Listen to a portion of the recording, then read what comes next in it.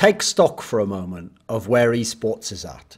So the Overwatch League is set to begin in a few months, with some of the franchises within it costing 8 figures to purchase, never mind running costs. The NALCS for League of Legends is set to be franchised next year with a buy-in cost of $10 million spread over a few years. That game has broadcast rights sold for the games, the matches being played for millions of dollars. Most big esports have stadiums, real sporting stadiums, which are near full. Sometimes they're half a stadium, sometimes 3/4, and on occasion for World Championship level events, sometimes full entirely to capacity, with fans who are paying and want to see these matches played. Crowdfunding takes place within games, notably Dota, up to tens of millions of dollars from fans, much more than that overall, but that's the amount going towards prize purses such as the International, Dota's World Championship.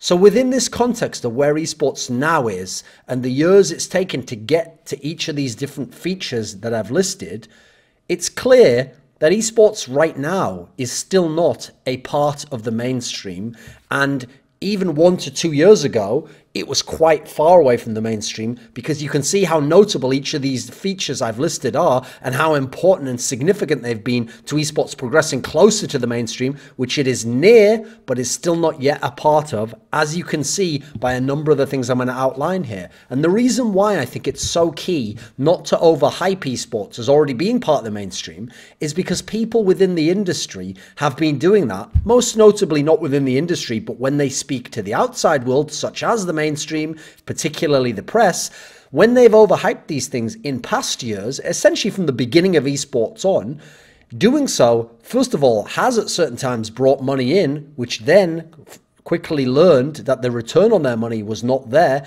and that the sport was in no way in a place where they'd been promised it was, and therefore that money withdrew and the whole industry went back a few years.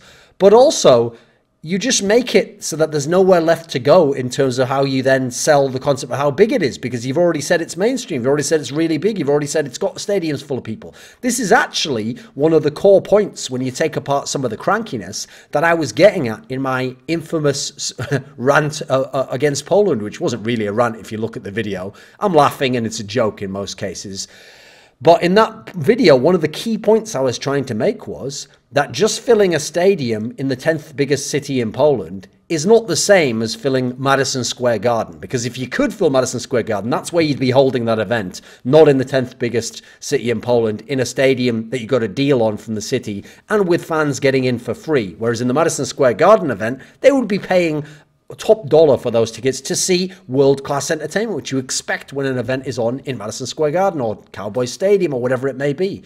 So consider these facts, these details from just the last couple of years ago, and consider how far away, even a couple of years ago, 1 to 2 years, esports actually was. Because I'm going to list off some of the biggest esports games in the world. So in League of Legends, arguably the biggest esports game in the world for the last 3 to 4 years at least, the LCS ran for 3 entire years without all the people in the LCS having work visas to live and work in the countries in which the LCS was being hosted. And Riot Games didn't make this a massive priority to check that was the case. The teams themselves had no issue running essentially illegal imports, and it wasn't addressed by Riot, even just within the context of stopping competitive advantages for people willing to take these illegal risks, until 3 years or more into the legal LCS running. Now consider that during the same period of time, these people were living in houses in those countries, working week to week to week, not just to go there for a week and then go back, earning good salaries monthly, salaries more than some of your parents might have been earning during that period of time. In fact, legendary player Diamond Prox, who comes from Russia, used to play for Moscow 5, so in the era of the LCS, Gambit Gaming, played 5 whole splits, yet by European work laws, to my limited layman understanding, should never have been eligible to play even a single EU LCS split from the very beginning of Season 3 when LCS began, according to the rules of how Riot in theory laid out what you needed in terms of eligibility, and definitely European work laws. And yet, these things all happened, and there were actually never any issues from government or governmental agencies or people reporting these things or any kind of interest or outside pressure being placed on esports in that sense.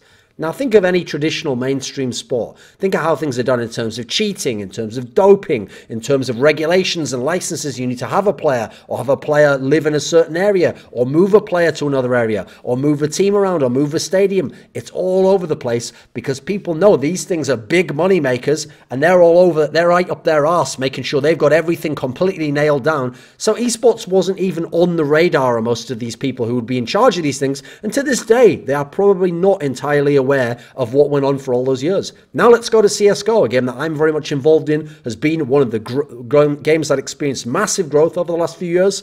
Okay, so up until last year, when Valve started to shut down some of these elements, there was unregulated gambling worth millions and millions. We're talking tens of millions. There were events, single events that had millions wagered on them.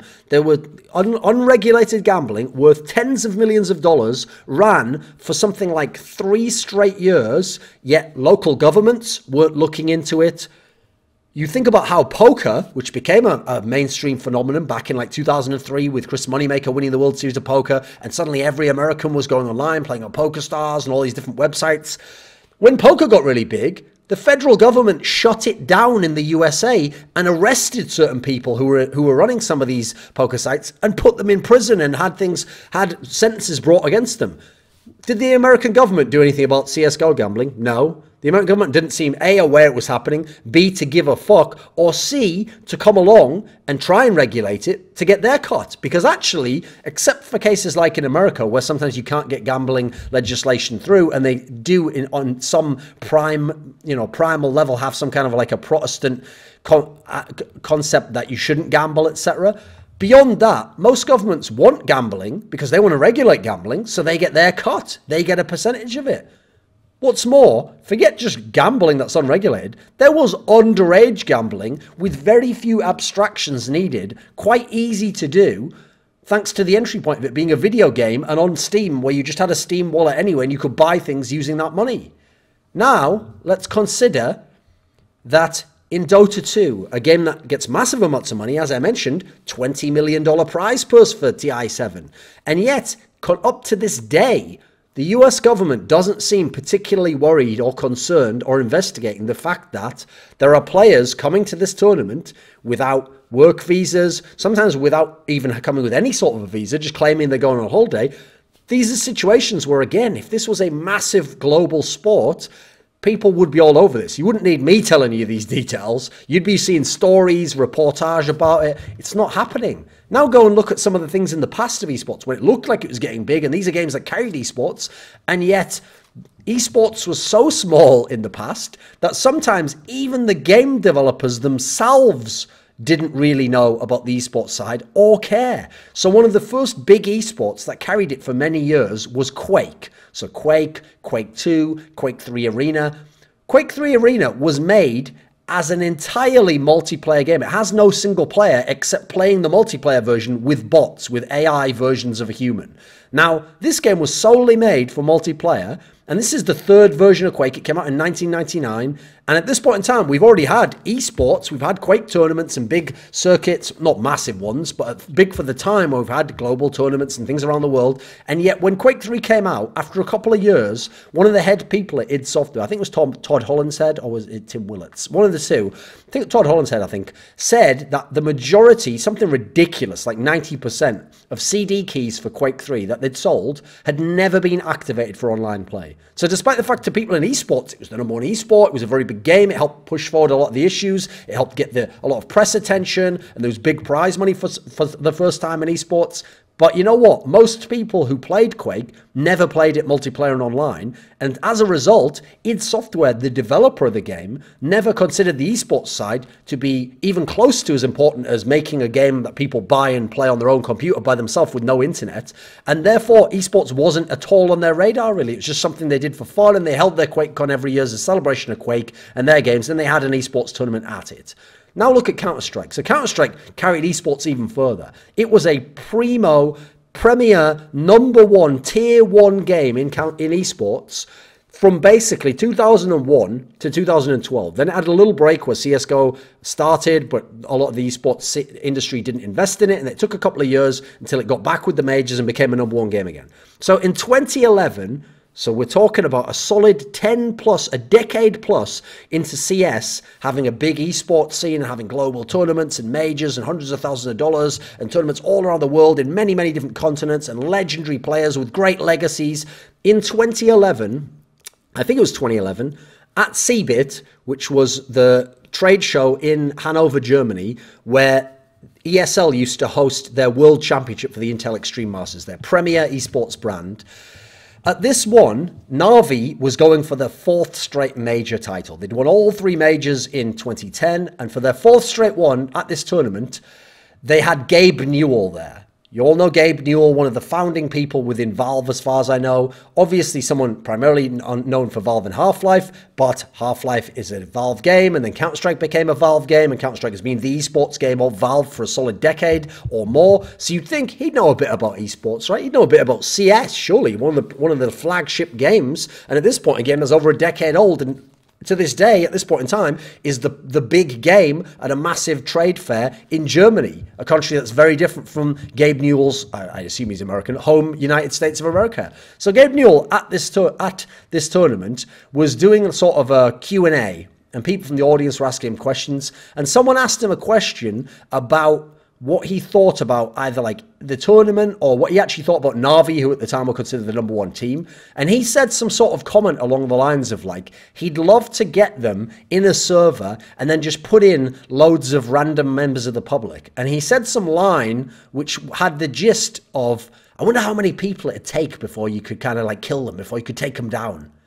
And what's amazing about that line is, in 2011, that means Gabe Newell in 2011 didn't understand that in Counter-Strike, pretty much anyone can kill even the best player in the world. It's actually a very different game from Quake and StarCraft, etc., where in theory, the best player in the world could beat a very, very bad player 100% of the time, pretty much. But in Counter-Strike, actually, I mean, you shoot one bullet into their head, you get a lucky spray with an AK, even really good players will die every now and then getting shot in the back, or they won't have a weapon on this round and the other guy will have a rifle. You know, he essentially didn't even understand the very basics of Counter-Strike as an esport. And yet, we thought esports was big at the time. We thought it had gotten to a pretty good level again and was going somewhere. And Gabe Newell is within esports in theory, we thought, right? He's from the developer and the publishing house of one of the biggest esports of all time and in the world at that point in time.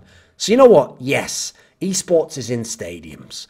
Players earn good money now. They're not rich, but they earn good money. There's a global audience. People around the world, people from millions from China watch Western tournaments for Western games.